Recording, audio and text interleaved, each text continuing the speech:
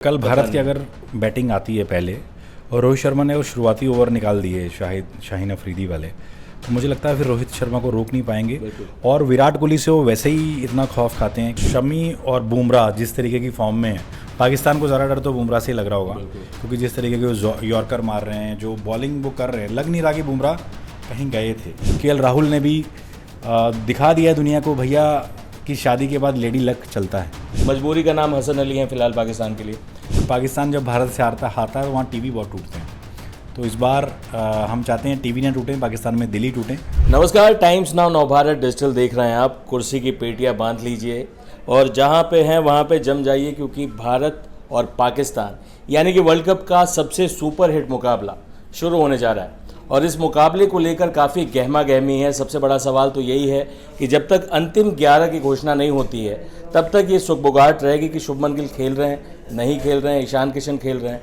और इस मैच में भारत भी बहुत शानदार तरीके से पहुंचा है, वहीं पाकिस्तान श्रीलंका के खिलाफ 350 का स्कोर लगभग चेज़ करके पहुंचा है। तो दोनों टीमें बहुत मजबूत परफॉर्मेंस करते हुए पहुंची हैं।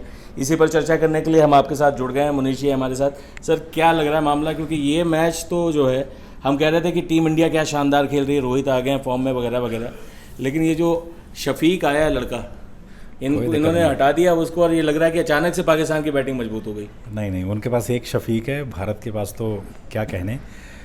सबसे पहले बात कर लेते हैं, दर्शक जानना चाह रहे होंगे शुभमन गिल। बिल्कुल, रोहित शर्मा ने कहा है कि शुभमन गिल 99% अवेलेबल हैं, नेट्स पर पसीना बहाया, टीम के साथ जुड़ गए। कल सुबह अंतिम फैसला होगा।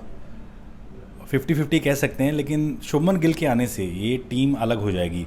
शुभमन गिल के लिए बहुत अच्छी खबर एक और आई है, वो ये कि ICC player of the month का अवार्ड शुभमन गिल को दिया गया है। यानी मेन क्रिकेट में बेस्ट जो बैटर का अवार्ड है शुभमन गिल को दिया गया है। तो शुभमन गिल के लिए अच्छी खबरें अब आनी शुरू हो जाएंगी वर्ल्ड कप में। एक दो मैच अगर वो मिस नहीं करते, नंबर 1 रैंकिंग होने वाली थी उनकी। अभी भी बहुत लंबा वर्ल्ड कप है, 1 महीने से ज़्यादा का समय बाकी है। शुभमन गिल के साथ अगर शुभमन गिल नहीं भी खेलते, भारत की जो प्लेइंग 11 है, जो बैलेंस नज़र आ रहा है, और यही वो बैलेंस है जो भारत को लगातार 8वीं बार, यानी 1992 से शुरू हुआ सिलसिला, 2023 में भारत लगातार 8वीं बार ओडीआई में वर्ल्ड कप में पाकिस्तान को हरा देगा। ये 8वीं बार ये मौका होगा। और इस 1992 में जो सिलसिला शुरू हुआ था तब सचिन तेंदुलकर खेलते थे, उसके बाद 96 में सचिन तेंदुलकर स्टार थे। भारत में वर्ल्ड कप हुआ 1999 में भी, जब सामने शोएब अख्तर, वसीम अकरम, वकार यूनिस जैसे प्लेयर थे। कारगिल वॉर, बिल्कुल, वो मैच का मुझको के बाद जो वो मैच हुआ था, जो तनाव जो है अपने चरम पर था, उस बीच भारत ने पाकिस्तान को हराया था। कहानी है उसकी सुन। 2003 साउथ अफ्रीका में जिस तरीके से पीछे के जो शॉट लगे, सचिन ने जो शोएब अख्तर को लगाया, वो मेरी विजुअल मेमोरी में फिक्स है। सेंचुरियन दर्शकों को बता देते हैं, साउथ अफ्रीका में वो जीत, मुझे लगता है कि वो अलग जीत थी। 270 से ज़्यादा का टारगेट भारतीय टीम ने हंसी चीज़ कर लिया था। उस दिन सचिन ने वो जो शोएब अख्तर का खुमार था ना सबसे दुनिया का फास्ट बॉलर होने का, तोड़ दिया था, गुरूर का। वो उस दिन भूत उतर गया। और उसके बाद वसीम अकरम का वो आखिरी वर्ल्ड कप मैच था, वकार यूनिस का वो लास्ट वर्ल्ड कप मैच था। मुझे लगता है खत्म हुआ। कल भी हो सकता है कि कई पाकिस्तानी प्लेयर्स का, हालांकि काफ़ी नए प्लेयर्स हैं, लेकिन हो सकता है कल भी उनका आखिरी मैच हो जाए, क्योंकि पाकिस्तान जब भारत से हारता है तो पाकिस्तान के लिए वो हार नहीं होती, उनको लगता है वो जंग हार गए हैं। बिल्कुल। तो अभी तक पाकिस्तान के लिए सब कुछ अच्छा जा रहा था वर्ल्ड कप में, लेकिन कल अब ये जो मैच होने वाला है भारत पाकिस्तान का, इसके बाद पाकिस्तान के लिए कहानी पलट जाएगी। क्योंकि बिल्कुल अभी तक तो हालांकि उनकी बोनी नहीं हुई है, हार की शुरुआत नहीं हुई है। श्रीलंका लग रहा था कि श्रीलंका पहली हार देगी, लेकिन श्रीलंका की बॉलिंग उतनी कारगर नहीं साबित हुई, या पाकिस्तान की बैटिंग कह सकते हैं, क्योंकि शफीक के आने से अब जो मिडिल ऑर्डर में रिजवान परफॉर्म कर रहे हैं। बाबर आजम को तो खैर भारत के खिलाफ मैंने नहीं देखा परफॉर्म करते, लेकिन दुनिया के नंबर 1 बल्लेबाज है। पाकिस्तान को याद होगा 2019 में रोहित शर्मा जिस फॉर्म में थे, उनके खिलाफ 150 से ज़्यादा रन बनाए थे, उसी फॉर्म में रोहित लौट आए हैं।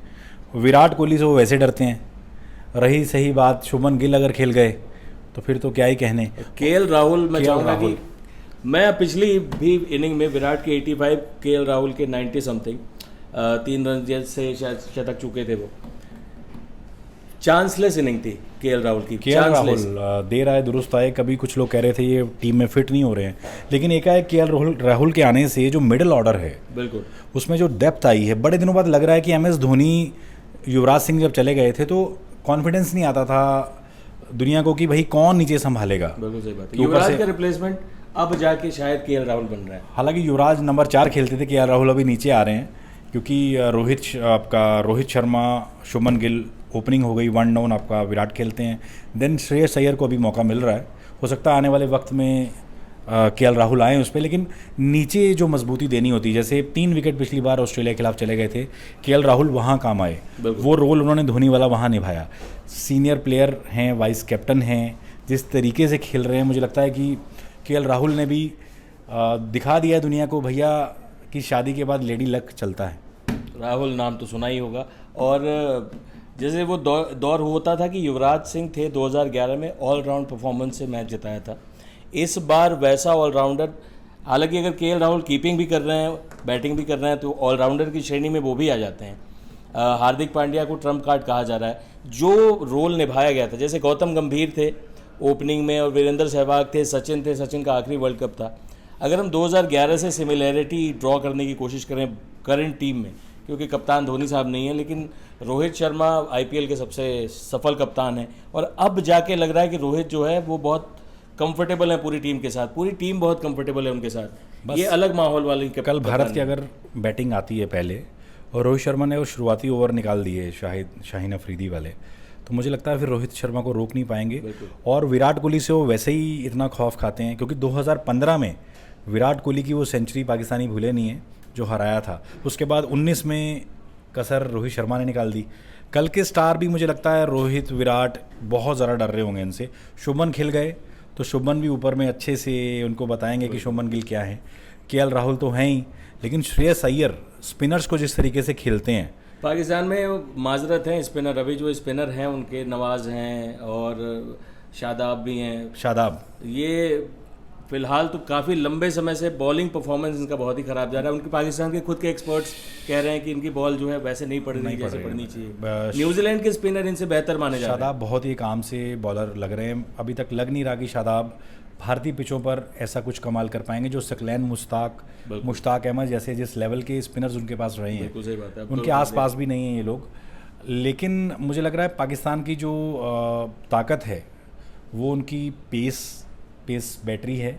भारत ने अगर वो शुरुआती ओवर निकाल दिए, भले चेज़ करें या ये मुझे लगता है कि टीम का जो थिंक टैंक है उसे भी पता होगा, राहुल द्रविड़ को पता है कि शुरुआती ओवर आपने निकालने हैं, और 50 ओवर का मैच ऐसा मैच नहीं है T20 की तरह की कोई भी जीत जाएगा। ये दिमाग वाले लोग जीतते हैं, क्लास वाले लोग जीतते हैं, और क्लास भारत के पास है। और अहमदाबाद में फुल पैक स्टेडियम में भारत लगातार 8वीं बार, नोट कर लीजिए, ये मैच जीतेगा। हाँ भैया, तो लगातार 8 पाकिस्तान की लगने वाली है वाट, ये तो प्रेडिक्शन आ गई है। और लेकिन एक अहम सवाल है, पाकिस्तानी बॉलिंग की हमने बात की, उसमें भी एक डेंट है। नसीम शाह नहीं आए हैं इस टूर्नामेंट में, हसन अली उस लेवल के हसन अली नहीं है, वो तो रिप्लेसमेंट है, मतलब मजबूरी का नाम हसन अली हैं फ़िलहाल पाकिस्तान के लिए। लेकिन भारतीय बॉलिंग में मोहम्मद सिराज महंगे साबित हुए हैं। मोहम्मद शमी आखिरी मुकाबला खेले थे तो 5 विकेट लिया था। मोहम्मद शमी इतना एक्सपीरियंस कैरी करते हैं, मोहम्मद शमी कल दिख सकते हैं। बिल्कुल, क्योंकि एक्सपीरियंस के साथ अगर भारतीय टीम जाएगी तो हो सकता है कि शमी को मौका मिले। और शमी और बुमराह जिस तरीके की फॉर्म में है, पाकिस्तान को ज़्यादा डर तो बुमराह से ही लग रहा होगा, क्योंकि जिस तरीके के वो यॉर्कर मार रहे हैं, जो बॉलिंग वो कर रहे हैं, लग नहीं रहा कि बुमराह कहीं गए थे। और भूख बढ़ गई है, और कल के मैच में वो दिखाएंगे किस लेवल के वो बॉलर हैं, और पाकिस्तान को पता लग जाएगा कि शाहीन अफरीदी बुमराह के आसपास कहीं नहीं टिकते हैं। भैया बुमराह करने वाले हैं गुमराह, और जो बाबर आजम को किंग कोहली की तर्ज पे किंग बाबर कहने लगते हैं।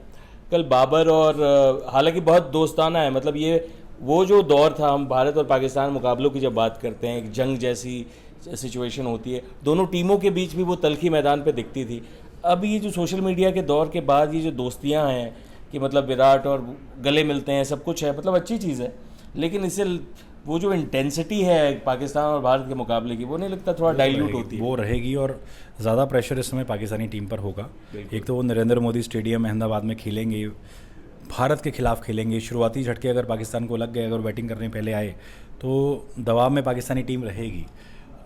दूसरा, राइवलरी की आप बात कर रहे हैं, पहले की क्रिकेट कुछ अलग थी। अब क्रिकेटर्स को पता है कि उनके सोशल मीडिया प्रोफाइल्स हैं, दुनिया उनको देख रही है, स्ट्रिक्टनेस ज़्यादा बढ़ गई है। आपको मैच फाइन, मैच फीस और कई वर्ल्ड कप के मैचों से बाहर होना पड़ सकता है अगर आप किसी विवाद में पड़ जाएं। तो कोई भी प्लेयर नहीं चाहता अभी इस वक्त, लेकिन भारत कभी नहीं चाहेगा वो पाकिस्तान से हारे, पाकिस्तान नहीं चाहता भारत से हारे। लेकिन क्योंकि हार जब भारत से हारता है तो वहाँ टीवी बहुत टूटते हैं।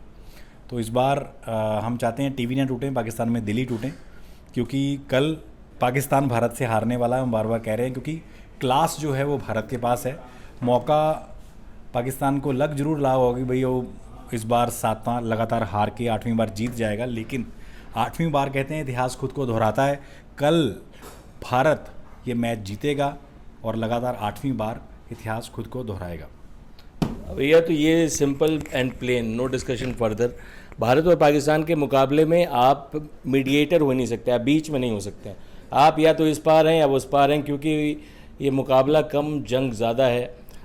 लेकिन फिर भी आखिरी में पूछूंगा मैं आपसे कि ट्रम्प कार्ड, अगर एक खिलाड़ी जो भारत का ट्रम्प कार्ड हो सकता है और एक खिलाड़ी जो पाकिस्तान का, जो भारत के लिए सबसे बड़ा थ्रेट हो सकता है।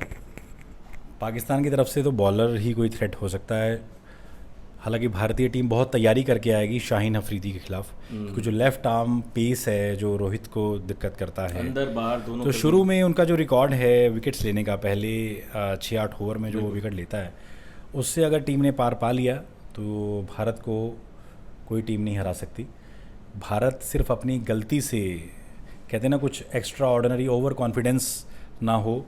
राहुल द्रविड़ की टीम है, पता है कि कैसे डाउन टू अर्थ होके खेलना है। रोहित शर्मा भी बड़े काम होके खेलेंगे। और रोहित शर्मा ने जहां पिछली पारी का अंत किया था अफगानिस्तान भाइयों के खिलाफ, इस बार पाकिस्तानियों आपकी खैर नहीं है।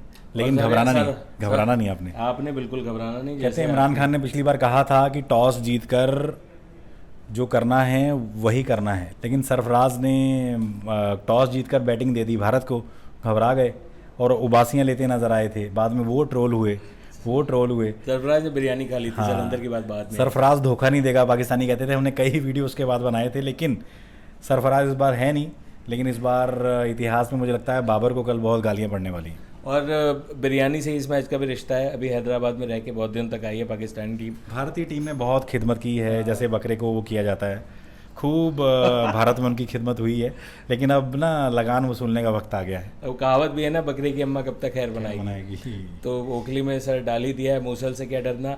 बहुत बिरयानी खाई है आपने, अब ज़रा पधारो हमारे देश की तरह, जो है बहुत आपने बिरयानी खा ली है। अब आपको गुजरात का फाफड़ा और क्या ढोकला और ये सब खाने को मिलेगा। नरेंद्र मोदी स्टेडियम में जब 1 लाख से ऊपर जनता इंडिया इंडिया, भारत भारत और वंदे मातरम के नारे गूंज रहे होंगे, अरिजीत सिंह भी परफॉर्म करने वाले हैं। एक तरीके से ये भी मान लीजिए आप कि भारत और पाकिस्तान का मैच जो है वो वर्ल्ड कप की ऑफिशियल शुरुआत होती है। मतलब इस मैच के बाद जो है अचानक से आप देखेंगे कि वर्ल्ड कप का ग्राफ ऐसा बढ़ेगा कि देश के हर कोने में लोग टीवी से चिपके, मोबाइल से चिपके नजर आएंगे। और इसीलिए कल नहीं कहना है ना, इसीलिए अरिजीत सिंह परफॉर्म कर रहे हैं, तमाम लोग परफॉर्म कर रहे हैं। तो एक जलसा सा है मैच से पहले। के बाद हम आपसे दोबारा जुड़ेंगे जब मैच खत्म होगा। हो सकता है 1-2 दिनों में जुड़ें, इस पर पूरा विश्लेषण करेंगे कि कौन सी टीम ने क्या किया कि जीत गए। हालांकि भारत ही जीतेगी, हम फिर भी आपको कह रहे हैं, हम आपसे मिलेंगे और लगातार 8वीं जीत होगी।